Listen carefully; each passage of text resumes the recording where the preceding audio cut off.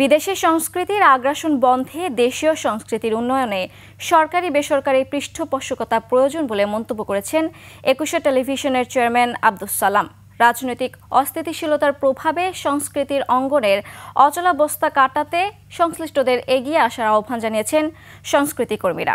বিস্তারিত আকবর হোসেন সুমনের রিপোর্টে। সুন্দর একটি আয়োজন করেছে সবাই মিলে, আমরা একসাথে ইটিভি এন্ড সিজেএফবি।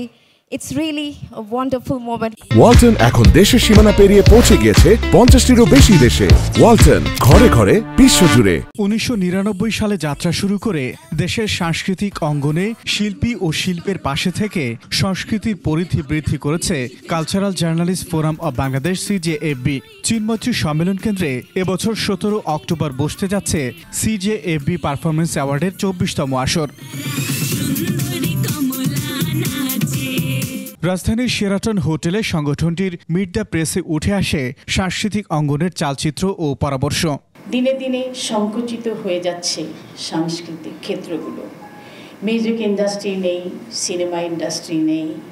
বাংলা সংস্কৃতির এই দুই প্রধান মাধ্যম যেভাবে বিলুপ্ত হয়ে যাচ্ছে, আগামী এই দুই মাধ্যমে যারা কাজ করতে চাইবেন বা যারা এটাকে পেশা হিসেবে নিতে চাইবেন, তাদের পথ কতটা সুগম হবে তা নতুন করে ভাবার দরকার। আমরা জার্নালিস্ট যারা আছি, মিডিয়াতে যারা আছি, ওরা যদি এটাকে এক্সপ্যান্ড করতে এবং গভর্নমেন্টের সহায়তার জন্য যদি আমরা রিকোয়েস্ট করে কাজ করি, আই থিঙ্ক সিজিএফবি ইভেন্ট আরো বিগার ইন্টারন্যাশনাল ওয়েতে আরো অনেক বড় হয়ে সামনের দিকে প্রোগ্রাম করতে পারবে। বিদেশি অপসংস্কৃতির প্রভাব কাটাতে দেশীয় সংস্কৃতি প্রসারের পরামর্শ দেন একুশে টেলিভিশনের চেয়ারম্যান। আমরা বিগত 17 বছর স্বৈরাচারের সময় একটা সাংস্কৃতিক আগ্রাসনের মধ্যে ছিলাম। বাংলাদেশি যে অনেক ট্যালেন্টেড শিল্পীরা আছে, তারা কিন্তু আসলে সেইভাবে তাদের মূল্যায়ন করা হয় নাই এবং সেইভাবে তাদেরকে কাজ দেওয়া হয় নাই। সুতরাং আমাদের এই সাংস্কৃতিক আগ্রাসনের বিরুদ্ধে কাজ করতে হবে।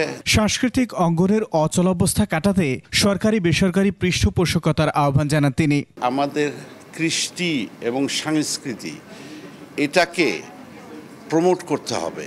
আমাদের বাংলাদেশি যে সংস্কৃতি আছে, আমরা রিচ এই সংস্কৃতিতে, আমাদের অনেক কিছু আছে। সেইগুলোকে তুলে আনতে হবে এবং সেগুলোকে প্রমোট করতে হবে। মিডিয়ার অসময়ে সবাইকে ঐক্যবদ্ধ থাকার আহ্বান জানান সংস্কৃতি কর্মীরা। আকবর হোসেন সুমন, একুশে টেলিভিশন, ঢাকা।